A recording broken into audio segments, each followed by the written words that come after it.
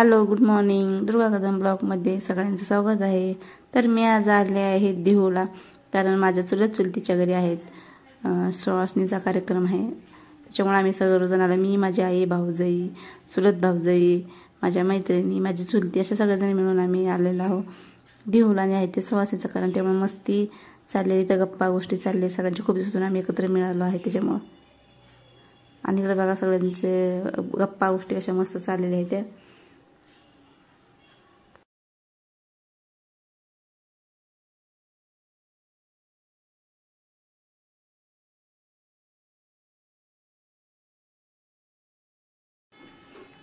तर आम्ही जेवण पटकन पण आमच्या एका मैत्रिणीचं जवळच घर होते, तर त्याच्याकडे गेलो होतो. आणि माझी आई माझ्या चुलत बहिणीला काहीतरी गप्पा मारते. आम्ही मैत्रिणीकडे गेलो होतो, दोघी तिघी जणी, मी, माझी चुलत भाऊजाई आणि एक चुलती, असं आम्ही तिघी जणी आमच्या दुसऱ्या एका मैत्रिणीकडे घरी गेलो होतो. तोपर्यंत ह्यांची मस्त चालली होती. आणि परत आम्ही वापस आलो, तर आमच्या ओटी भरायच्या होत्या, म्हणून चुलती माझी तांदूळ वगैरे आणत होती ओटी भरण्यासाठी, कारण सगळ्यांना घरी जायचं होतं. कारण 5:30-6 वाजले होते आणि अंधार पडणार, तर म्हणून सर्वांना जायची घाई चालली होती की आम्हाला पाठवा, आम्हाला जाऊ द्या. हे त्यांच्या शेजारच्या काही बायका आहेत जे त्यांच्या शेजारीच राहतात देहूमध्ये. आणि ह्या जे आहेत आता ओटी भरतात त्या आहेत जे आमची मैत्रीण आहेत, त्यांच्या घरी आम्ही गेलेलो त्यांचं घर बघायला, कारण आम्ही त्यांचं घर बघितलंच नव्हतं आणि पूजेला पण गेलो नव्हतं.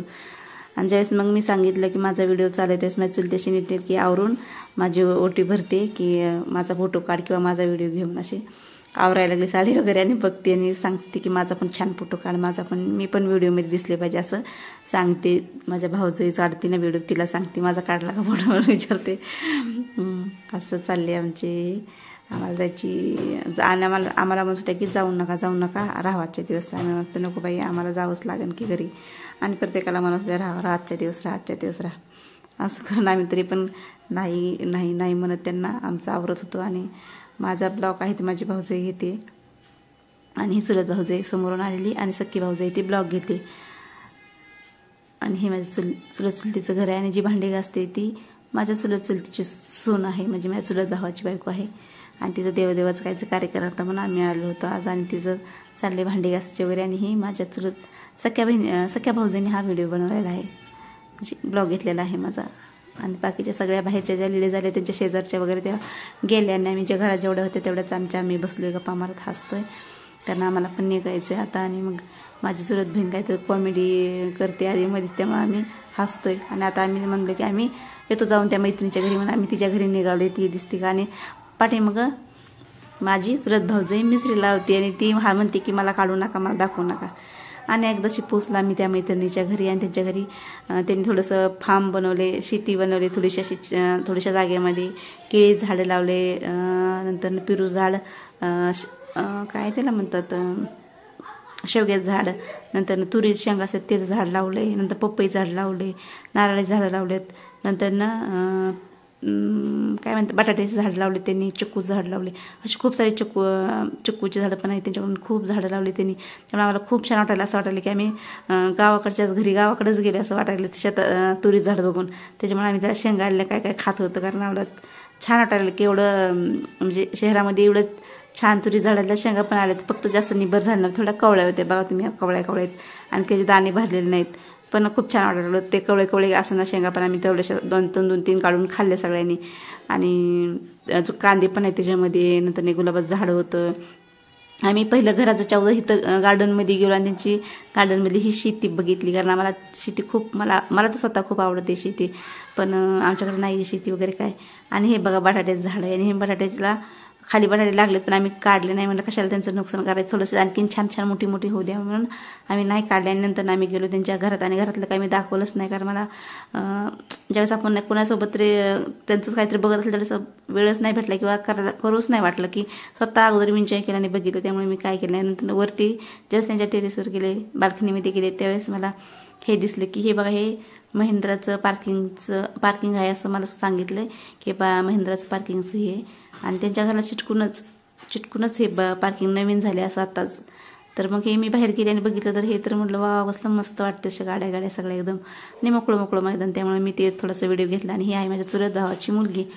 मी काय पण असे फुलं काढत होतं रस्त्याने, काय करतो, आणि अशी मस्ती करत होतं, खेळत होतो. आणि परत संध्याकाळी अंधार पडला आणि आम्ही तिच्या घरून निघालो, कारण आम्ही तिघीच गेलो आणि चालत चालत आम्ही येत होतो. तर ती मला सांगत भावाची मुलगी म्हणत होती की मला फुलं तोडायचे ते फुलं तोडायचे ते. मी नको बाई फुलं तोडायला आता.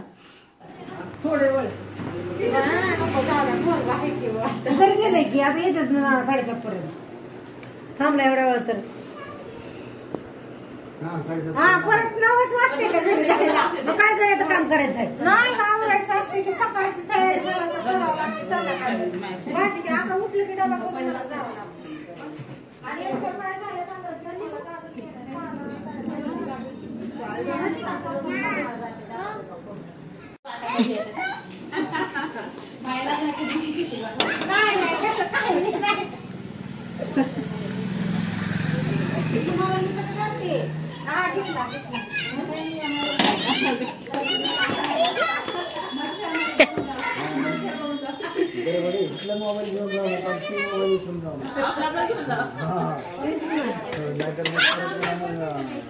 डबल काम होत चल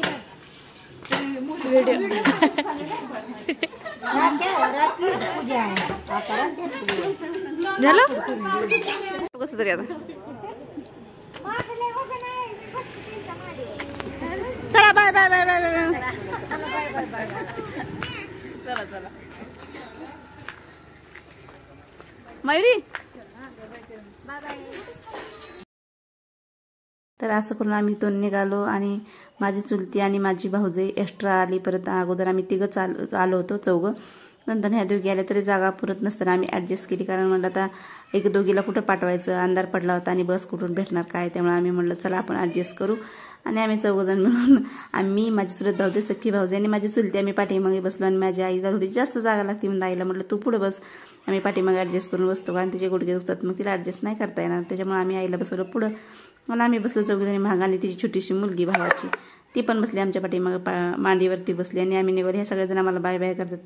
तर कसा वाटला माझा ब्लॉग कमेंट करून नक्की सांगा. Bye bye.